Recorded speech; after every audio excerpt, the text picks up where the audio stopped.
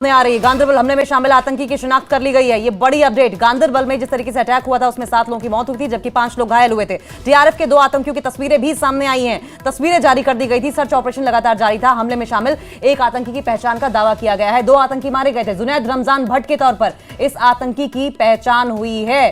गांदरबल में यह अटैक हुआ था। कुलगांव के थोकरपोरा का रहने वाला जुनैद बताया जा रहा है, जिसका मतलब यह हुआ कि स्थानीय नागरिक ही था और संभवतः ब्रेन वॉश करके इसे आतंकी घटनाओं को अंजाम दिया जा रहा है। 2023 से ही लापता बताया जा रहा है। गांदरबल हमले में शामिल आतंकी की शिनाख्त कर ली गई है। यह बड़ी अपडेट सामने आ रही है। टीआरएफ के 2 आतंकियों की तस्वीरें सामने आई थी। ये तस्वीरें इसलिए जारी की गई थी जिससे कि पहचान की जा सके और आमतौर पर इसलिए तस्वीरें जारी की जाती हैं कि अगर आतंकी को देखा जाए तो उसके बारे में जानकारी पुलिस को और खुफिया एजेंसियों को दी जा सके। लेकिन ये तस्वीरें जो आप देख रहे हैं, ये टीआरएफ के 2 आतंकियों की तस्वीरें सामने आई हैं। इनकी शिनाख्त कर ली गई है। हमले में शामिल एक आतंकी की पहचान का दावा भी किया जा रहा है। जुनैद है, 2023 से लापता बताया जा रहा है।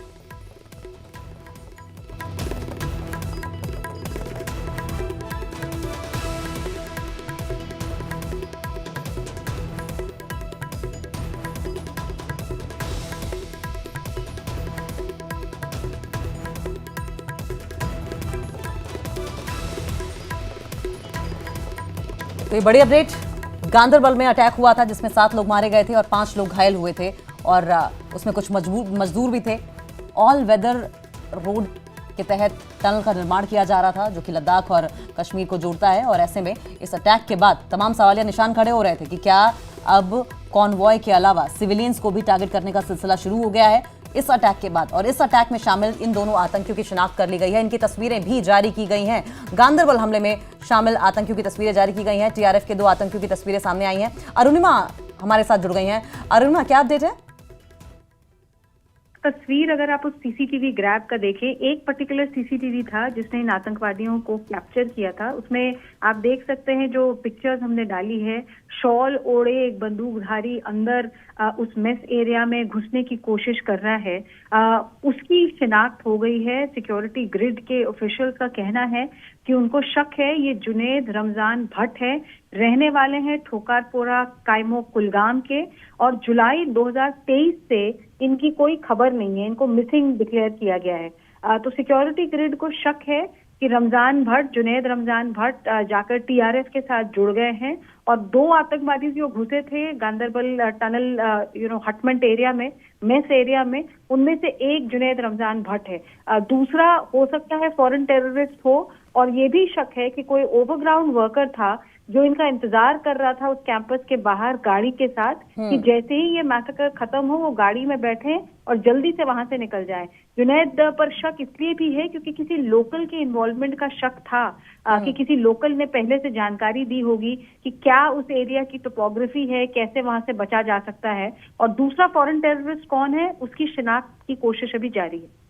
अरुणिमा, 2023 से जुनैद के गायब होने की जानकारी सामने आ रही है। क्या परिवार वालों का इस बारे में कोई कुछ कहना है? और जिस तरीके से गांदरबल अटैक हुआ था, आमतौर पर हमने ये देखा है कि सेना की कॉन्वॉय पर या जवानों पर अटैक किया जाता है, लेकिन ये छुटपुट घटनाएं जो सामने से देखने को मिल रही है सिविलियंस को टारगेट करने की, अब ये देख के क्या लगता है, क्या स्ट्रेटेजी बदली है आतंकवादियों ने? क्या तरीका बदला है खौफ फैलाने का?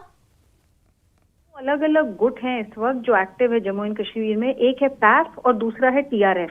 पैफ अगर आप देखें, रजौरी पुंज हो गया या रियासी एरिया हो गया, तो ये इलाके जहां पर पैफ ने क्लेम किया है कि अटैक उन्होंने किया है, वहां उन्होंने आर्मी को टारगेट किया है, एयरफोर्स के व्हीकल को टारगेट किया है।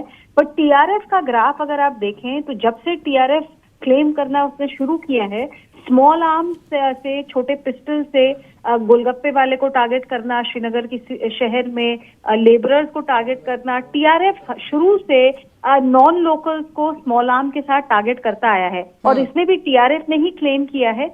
इसलिए इसमें कोई मतलब आश्चर्य की बात नहीं है कि इन्होंने वर्कर्स के मेस को टारगेट किया, बट इसमें साथ साथ नॉन लोकल्स के साथ एक लोकल डॉक्टर की भी मौत हुई और एक जम्मू के रेसिडेंट की भी मौत हुई। पैफ ने टीआरएफ को बधाई देते हुए कहा कि ये टनल जो था वो मिलिट्री ऑपरेशन के लिए था, इसलिए इसको टारगेट किया गया।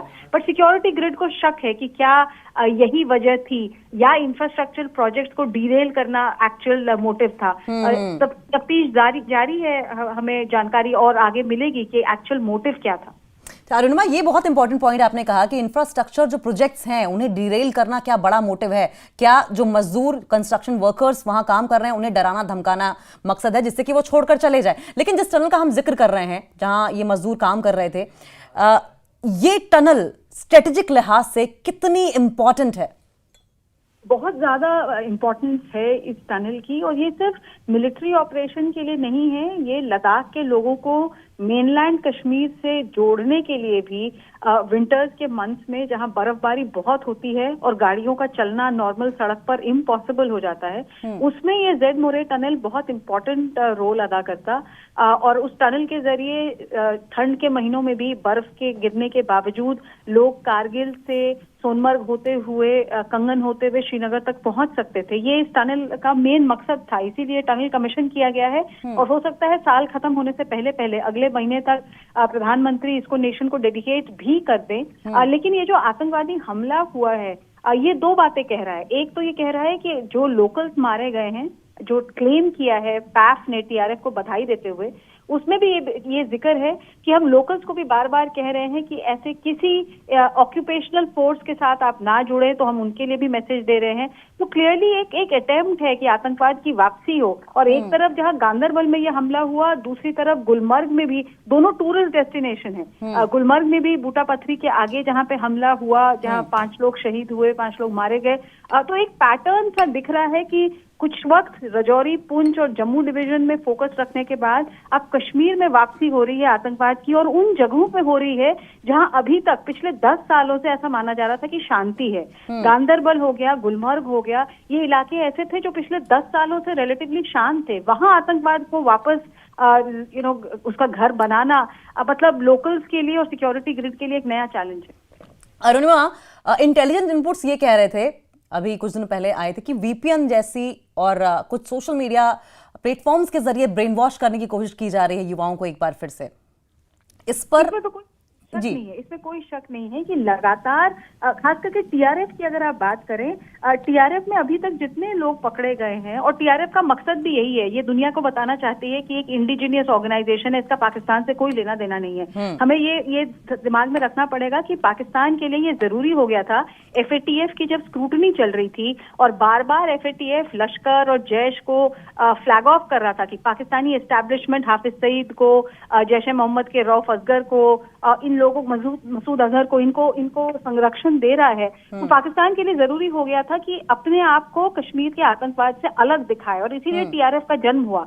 ये लश्कर के ही लोग हैं जो टीआरएफ के काडर को ट्रेन करते हैं, जो पहले ओवरग्राउंड वर्कर्स थे, इनमें से कई हैं जो पहले केसेस में पकड़े गए हैं, यंग लोग हैं जो कॉलेज जाते हैं या कोई छोटी मोटी दुकान चलाते हैं या कोई ऐसा काम करते हैं।